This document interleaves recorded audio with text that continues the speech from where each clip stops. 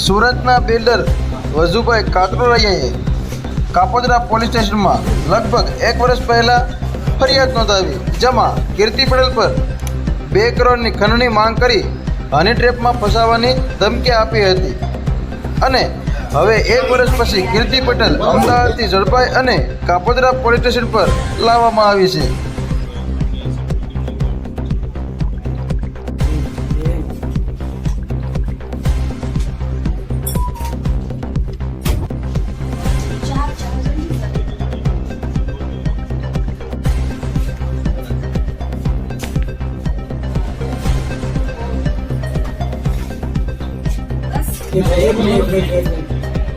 तारीख 2/6/2024 को Kapodra police station के विस्तार में एक FIR दर्ज हुआ, जिसका under section 386, 389, 504, 5062, 328, 507, 120B of IPC, 66E and 67 of IT act के तहत एक FIR दर्ज हुआ।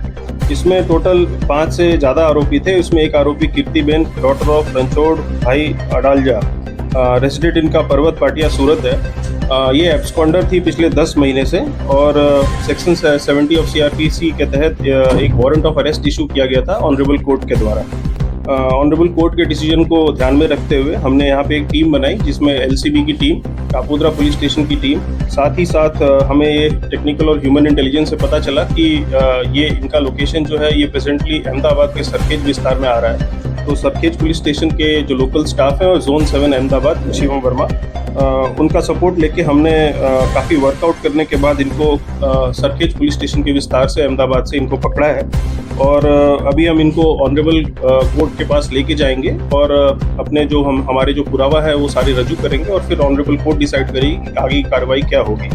साथ ही साथ मैं ये भी बताना चाहूँगा कि कीर्तिबेन के अगेंस्ट में और भी काफ़ी सारी फरियादें और कंप्लेंट्स हैं। उनमें हमारे पास लैंड ग्रैबिंग और एक्सटॉर्शन की फरियादें भी हैं और उनमें भी उनका स्टेटमेंट हम रिकॉर्ड करेंगे और आगे कार्रवाई हम करेंगे। तो अभी जो गुनाह है वो क्या है? अभी किस गुनाह में धरपकड़ हुई है? अभी फ़िलहाल जो गुनाह है वो हनी ट्रैप और एक्सटॉर्शन का गुनाह है और इसमें टोटल 5 आरोपी हैं और एक अननोन भी है। किस तरह से इनको फंसाया गया था? किस तरह से ब्लैकमेल किया गया था? इनको ब्लैकमेल फ़ोन के थ्रू और इंस्टाग्राम अकाउंट के थ्रू किया गया था और आगे की डिटेल्स जो है हम कोर्ट के साथ शेयर करेंगे। कितने उसकी खंडनी मांगी थी उसने? टोटल जो खंडनी मांगी थी इसका रकम अभी हम डिस्क्लोज नहीं कर रहे हैं, हम आपको पूरा डिटेल्स शेयर करेंगे। सर, ये 10 महीने के गाय में कीर्ति पटेल कहाँ गई?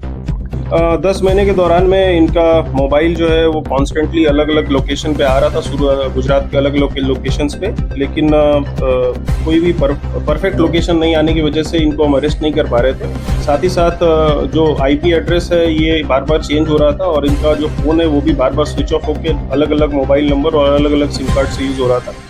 हमने IP एड्रेस ट्रैक करके और जो इंस्टाग्राम और बाकी लोगों से कोऑर्डिनेट करके, उनके नोडल ऑफिसर से कोऑर्डिनेट करके हमने ये लोकेशन निकलवाया और इसमें हमने साइबर एक्सपर्ट्स का भी इस्तेमाल किया और उसके साथ ही हमने इनको पकड़ा है। सर, इसका बैकग्राउंड क्या है और काम धंधा क्या करती है?